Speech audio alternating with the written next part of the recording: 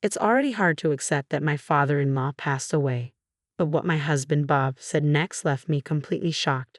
Let's get divorced. Now that I've got the inheritance, I don't need you to be my ATM anymore. For a moment, I couldn't believe what Bob was saying. What do you mean? I asked. Bob grinned and smugly explained, I have about $1 million from my dad's inheritance, so I don't need you anymore. Then Bob started complaining about me. Do you know how embarrassed I've been? I had high hopes because my dad arranged our marriage, but I was disappointed to end up with someone as plain as you. Well, why did you marry me then? You could have just said no, I replied. It's obvious, isn't it? For the money. Who else would marry someone like you? I couldn't stay silent after hearing that. Fine, here's the divorce papers. I decided to agree to the divorce without telling Bob something important. I hope he regrets this deeply later. My name is Catherine Smith, and I'm 42 years old. I run a fashion company. I married Bob, who is 2 years younger than me, 2 years ago. Our marriage was arranged. Bob is the son of Mr. Smith, the CEO of a company I've worked with for many years. Being an only child, it seemed Mr. Smith initially intended for Bob to succeed him, but Bob showed no interest and wasn't particularly good at his job. So Bob quickly dropped out of the running for successor and just worked as a regular employee. What attracted me to Bob? His laid-back nature. Since childhood, people often told me I was too serious and lacked spontaneity. I was often praised for being studious, but some people found me too stiff. Some of my ex-boyfriends even told me, "You're not fun, it's like I'm dating a boss." It was heartbreaking, but I always felt maybe I was too serious. Being labeled as inflexible was a common occurrence. I struggled with handling things casually and often got too engrossed. To me, Bob seemed like he was from a completely different world. "Oh, the place is closed today," Bob said during our first date. He had recommended a restaurant, but it was closed when we got there. Now, I would have been flustered by such an unexpected situation, but not Bob. "Let's just go to that diner over there," he said, effortlessly changing plans. For someone as rigid as me, his response was a revelation. I thought by being with him, I could also become adaptable. That's why I decided to marry him. Many people were against our marriage. Some even suggested I could find someone better. Even Mr. Smith, my father-in-law, wasn't very enthusiastic. "Are you sure you want to take on my son? It feels like I'm burdening you with him," he asked. Back then, I felt no one really understood Bob's worth. But maybe they were right. Soon after we got married, Bob quit his job without consulting anyone. He just stopped going to work. When both I and Mr. Smith asked him why, Bob casually said, "Why do I need to work if you are making money for both of us?" My father-in-law and I were so taken aback that we didn't know what to say. Why would he rely solely on me for income? "Oh, the place is closed today," Bob said during our first date. He had recommended a restaurant, but it was closed when we got there. Now, I would have been flustered by such an unexpected situation, but not Bob. "Let's just go to that diner over there," he said, effortlessly changing plans. For someone as rigid as me, his response was a revelation. I thought by being with him, I could also become adaptable. That's why I decided to marry him. Many people were against our marriage. Some even suggested I could find someone better. Even Mr. Smith, my father-in-law, wasn't very enthusiastic. "Are you sure you want to take on my son? It feels like I'm burdening you with him," he asked. Back then, I felt no one really understood Bob's worth. But maybe they were right. Soon after we got married, Bob quit his job without consulting anyone. He just stopped going to work. When both I and Mr. Smith asked him why, Bob casually said, "Why do I need to work if you are making money for both of us?" My father-in-law and I were so taken aback that we didn't know what to say. Why would he rely solely on me for income? I tried to convince Bob many times with the help of my father-in-law, but Bob's way of thinking never changed. "Even if I work, I can't earn as much as Catherine does," he'd say. Right after we got married, Bob boldly declared he'd be a freeloader, and I was tempted to divorce him then and there. If he was a young man in his 20s, maybe I would have found it cute, but this attitude was coming from a man nearing 40. Eventually, we reluctantly agreed that he'd take care of the household chores. Bob's parents had divorced a few years earlier. Apparently, before the divorce, Bob's mother wasn't very good at housework. She couldn't do anything, so I never learned from her, Bob said. It seemed like Bob was making excuses, blaming his mother for his lack of domestic skills. True to his word, initially, Bob was clueless about housework. but with consistent praise and guidance, he managed to handle basic tasks. However, that doesn't mean he became exceptionally good at it. Still, he seemed quite pleased with himself. Thanks to me taking care of the house, Catherine can work. You should be grateful, Bob would say confidently, which often bothered me. But I didn't think it was worth arguing over. Yes, Bob, I really appreciate your help, I'd reply, forcing a smile. There were moments when I felt annoyed, but overall, I think we managed to get along quite well. About a year into our marriage, something significant happened. My father-in-law adopted a child, a 9-year-old boy named Jack. Jack seemed like an ordinary boy, but my father-in-law isn't someone who makes decisions without reason. So why did he suddenly adopt Jack? One day, when we were alone, I asked him. He replied, "Promise you won't tell anyone," and then explained. It turns out Jack was the child of an employee my father-in-law was fond of. They had a close relationship, but tragically, Jack's parents died in an accident. They had eloped, and Jack didn't have any close relatives to rely on. Otherwise, he would have ended up in foster care. While my father-in-law wasn't sure if Jack would be happy with us, he decided to adopt him, hoping it would be for the best. I see, that's very kind of you. Although Bob and I didn't have children, we had quite a bit of freedom. Please rely on me if you need anything, I said. My father-in-law smiled warmly upon hearing this. Thankfully, afterward, he did rely on me from time to time, just as I had offered. On nights when he couldn't make it back from work or had pressing commitments, I took care of Jack. At first, James was a bit hesitant, but he quickly warmed up to me. He's either very friendly or trying hard to fit in. Thinking about it made me feel somewhat emotional. Bob, on the other hand, wasn't happy about the situation. It seemed he wasn't welcoming toward Jack. I could understand his mixed feelings, knowing his father took in a stranger, but when I tried talking to Bob, it turned out he had a completely different concern. Adopting him? What's he thinking? This is going to cut into my inheritance. I was hoping to get everything, he said. I couldn't believe my ears. Bob wasn't conflicted about Jack, he was worried about the inheritance. I'm going to talk to Dad about this. I'm not cool with it.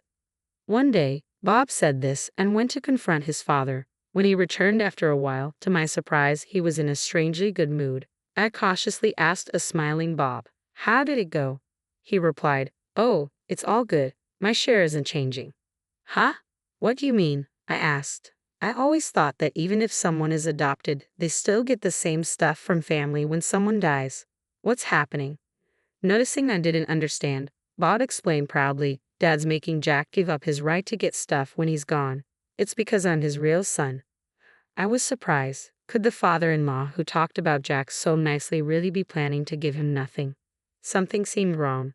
I wasn't sure, but Bob seemed happy about it, saying, "I'm glad. Well, if my father-in-law says so, there must be a reason. Anyway, he's still young. We won't deal with his stuff for a long time. Maybe I'd divorce Bob before then, who knows?"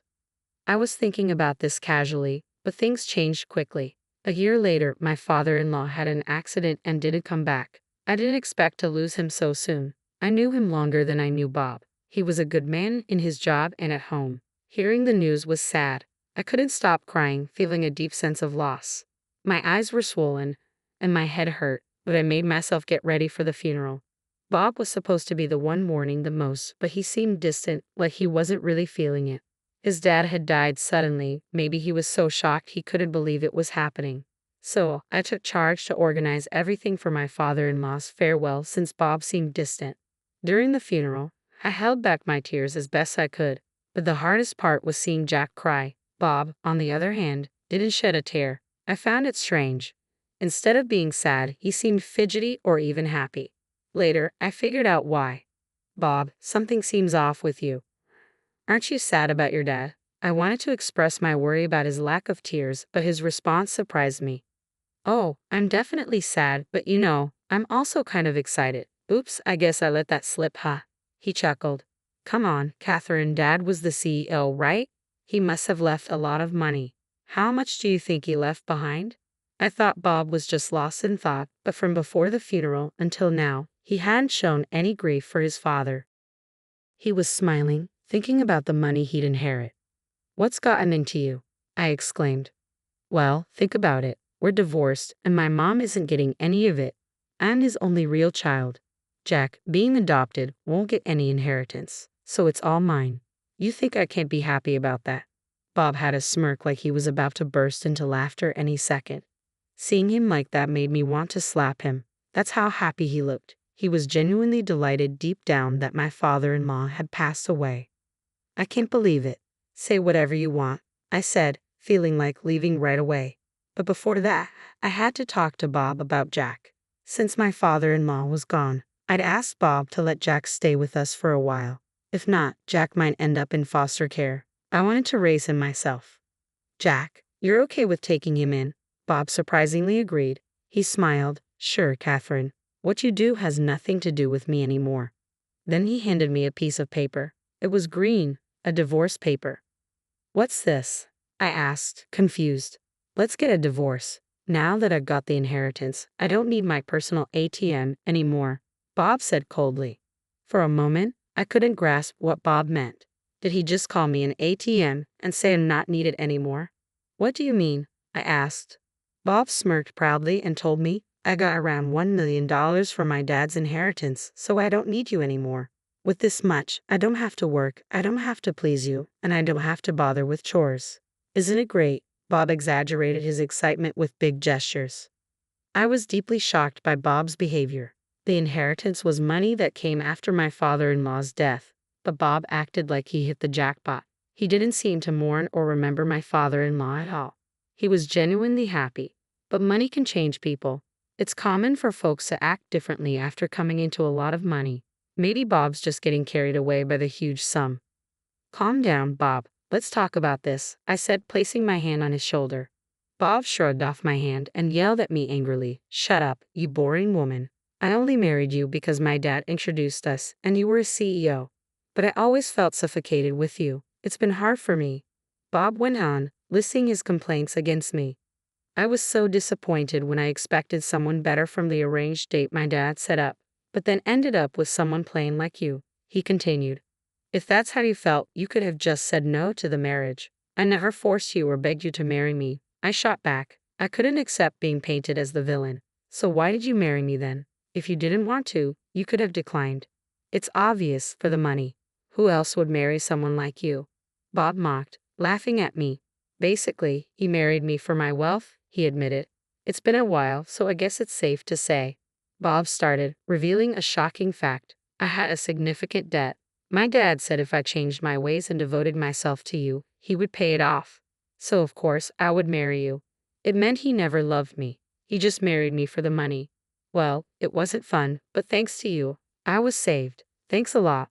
Seeing Bob laughing so cruelly, I made up my mind. I didn't know this man anymore. I decided not to give him the advice I had planned and started filling out the divorce papers without hesitation. Bob, who had been pushing for the divorce, seemed a bit surprised to see this. Hey, are you thinking of getting a divorce now? Fine, here's the divorce papers, I said after writing them, feeling a sense of accomplishment. Now we were total strangers. Yeah, whatever happens now doesn't concern the other. You can live with that kid, Jack, and I can hang out with younger women. We're free. Bob was ecstatic. From what I could see, he hadn't cheated during our marriage, which surprised me. I never suspected it, but that was interesting. Bob, if you were this happy about it, you should have divorced sooner. I had my reasons. I wanted the money. Bob carelessly stuffed the divorce papers into his bag and left the house in a hurry. I didn't feel right staying in the house where I'd lived with Bob. I thought about starting fresh somewhere new with Jack. It seemed like a good time to sell the house and move. I wanted to live close to my parents' place. I think it would help both Jack and me. Jack would have to change schools, but he said that's okay. It's a bit sad, but now we can look for a new place without any reservations. Finding a new place was a bit tricky, but after thinking it over, I made a decision. What mattered most were the short distance to my parents' place and the great location. It's expensive, but considering Jack, I believe it's the best option out there. Jack came along to see the property, and his eyes sparkled at the sight of the luxurious house. It's spacious and beautifully decorated, with lots of storage space, which was important to me. Surprisingly, it even has a pool. I didn't really need one, but seeing Jack so excited made it worth it. Wow, this is amazing, Jack exclaimed. It didn't really matter where I lived, but seeing him happy was what counted the most. And so, we moved in. It took some time for both Jack and me to get used to it, but eventually, our new house became a comforting place for us. Around that time, I got a call from Bob. He sounded desperate and said he wanted to meet and apologize immediately. I had a feeling why he suddenly wanted to talk. I could have ignored him, but since he was so insistent, I decided to meet him. I left Jack with my mother and headed to the diner we agreed upon. Bob was already there, sitting in a corner booth, looking pale and about to cry. "Catherine," he called out as I approached. I gave Bob a cold look as he stood up. "What do you want, Bob? We're supposed to be strangers now." "Don't say that. The truth is, my dad had debts." "Damn, I never thought he'd." "Wait, didn't you get $1 million from your inheritance? Just use that to pay off your debts," I said, cutting him off. "No, the debts are more than what I inherited," Bob explained. He had more debt than the money he got. Bob inherited both money and debts from someone. I didn't know I'd have to pay off the debts too. Bob looked defeated. "Catherine, you must have some savings. We used to be married. Please help me," he begged with a flattering smile. But did Bob forget what he said before?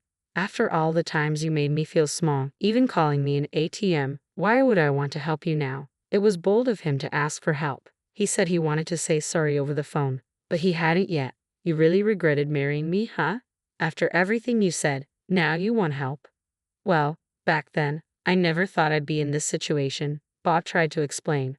His sudden need for help surprised me. Maybe he thought he wouldn't need my money, but now he's asking for it. "Sorry, I can't help you. I don't have the money." "What do you mean? I heard your business is doing great," Bob argued. "That's not true. I wish he'd stop blaming me for his mistakes. I'm not lying. I just don't have money to lend. Not every bank lends to everyone, right? Why would I lend if I don't expect it back?" Bob looked guilty for a moment, remembering how harsh he'd been to me, but he didn't apologize. He was too proud. "Why are you being so cold? Don't you care about me?" "Oh, did you forget what you said when we divorced? We're strangers now, nothing to do with each other." Weren't those your words? I couldn't understand how he could act like he was the victim. How can he ignore everything he said before? "I might have said that, but I didn't mean it. I never thought things would end up like this," Bob said sadly, leaning on the table. "I thought about the life insurance, but my dad's lawyer said I'm not the beneficiary." "Oh, really?" I chuckled at his words, which surprised Bob. "You don't think Catherine would be the one your dad left it to?" "No, it's not me." "Then why did you laugh?" "Just felt a bit sorry for you, that's all. If it was insurance, I wouldn't have inherited the debts." "Exactly. That's why my father-in-law had Jack give up the inheritance. He left something for Jack through life insurance. Jack was the beneficiary of my father-in-law's life insurance." "Is that all you wanted to talk about? If so, I'm leaving." "There's nothing I can do for you," I said firmly. "Wait, can't we start over? I was just upset about my dad back then, but I truly care about you, Catherine," Bob pleaded. "You mean you only see me as a dollar sign, right?" "I know." Bob tried to deny it, but I wasn't fooled again. "After all, I don't have a single dime to give to someone like you." "Well, someone important is waiting for me at home." With that, I left the diner. I could hear Bob crying out, but it didn't affect me. I needed to hurry home. Jack might be hungry, or maybe he got something from his grandma. I quickly headed to the subway station. As for Bob, I heard he's working multiple part-time jobs to pay off his debts. With no work experience, qualifications, or motivation, he couldn't get a full-time job anywhere. I once saw him working at a convenience store while I was on my way to a client. He looked much older and thinner, quite shocking. Bob, who had been relying on others, was now facing the consequences. There's no sympathy for him. On the other hand, I'm living peacefully with Jack. We even argue sometimes now. It's saddening when Jack ignores me after a fight, but I try to see it as a sign that he's opening up to me. I plan to support him until he can stand on his own 2 feet. That's probably what my father-in-law wished for, and it's my goal in life now.